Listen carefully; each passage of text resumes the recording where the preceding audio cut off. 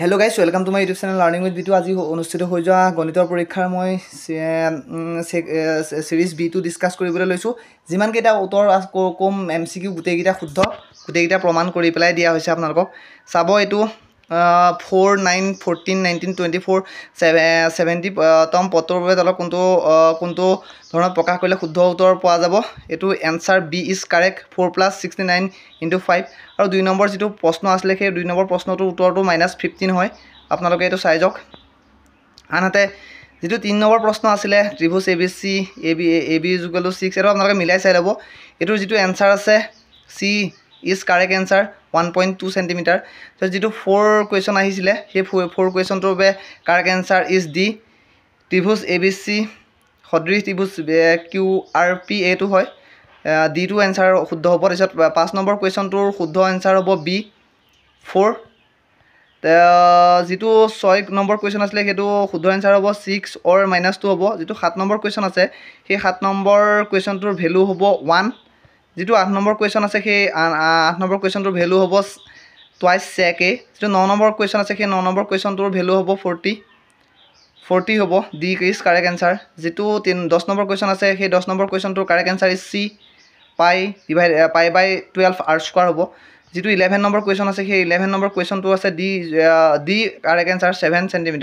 যেটো 12 number question আছে সেই 12 নম্বৰ কোৱেশ্চনটো 2 একক 2 ইউনিট হেতু শুদ্ধ A মানে কাৰেক্ট answer যেটো 13 নম্বৰ কোৱেশ্চন আছে সেই 13 নম্বৰ কোৱেশ্চনটোৰ answer D 28k³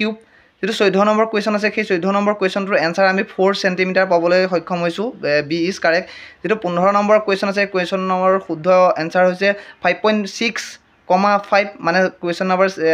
এটো option number C correct answer যেটো 16 নম্বৰ কোৱেশ্চন আছে সেই 16 নম্বৰ কোৱেশ্চনটোৰ answer হ'ব 5/6 হ'ব C is correct answer যেটো 17 নম্বৰ কোৱেশ্চন আছে সেই 17 নম্বৰ কোৱেশ্চনটোৰ answer হ'ব 15/26 B is correct answer যেটো 18 নম্বৰ কোৱেশ্চন আছে সেই 18 নম্বৰ কোৱেশ্চনটোৰ answer হ'ব 10 মানে C is correct answer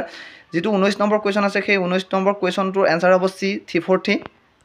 যেটো 20 নম্বৰ কোৱেশ্চন আছে সেই 20 নম্বৰ কোৱেশ্চনটোৰ শুদ্ধ answer হ'ব 169 B is correct answer যেটো 21 নম্বৰ কোৱেশ্চন আছে সেই 21 নম্বৰ কোৱেশ্চনটো আমি শুদ্ধ answerটো মানে এটোৰ পৰীক্ষামতে দশমিক বিস্তৃতি মানে 1 2 3 আছে গতিকে আমি এই অপচনটো কারেক্ট answer দেখাইছো A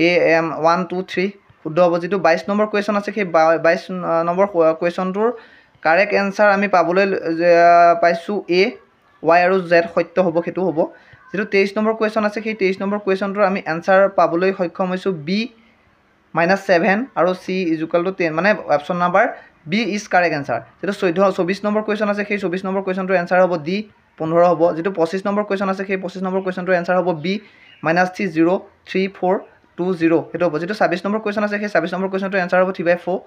মানে D is correct answer যেটো 27 নম্বৰ কোৱেশ্চন আছে 27 নম্বৰ কোৱেশ্চনটোৰ হ'ব D is correct answer 0 যেটো 28 নম্বৰ কোৱেশ্চন আছে সেই 28 নম্বৰ কোৱেশ্চনটোৰ answer হ'ব C 8 যেটো 29 নম্বৰ কোৱেশ্চন আছে সেই 29 নম্বৰ কোৱেশ্চনটো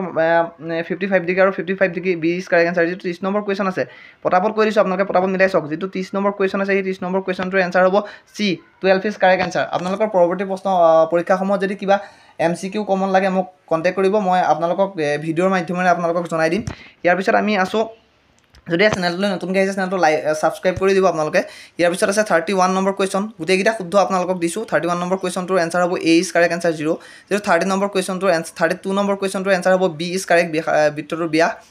তাৰে যেটো 33 নম্বৰ কোৱেশ্চন আছে সেই 33 নম্বৰ কোৱেশ্চনটোৰ answer হ'ব B sin θ * cos θ = 1 যেটো 34 নম্বৰ কোৱেশ্চন আছে সেই 34 নম্বৰ কোৱেশ্চনটোৰ answer হ'ব C 12 cm যেটো 35 নম্বৰ কোৱেশ্চন আছে সেই 35 নম্বৰ কোৱেশ্চনটোৰ answer হ'ব D 3:4 আৰু যেটো 36 নম্বৰ কোৱেশ্চন আছে 36 নম্বৰ কোৱেশ্চনটোৰ answer হ'ব C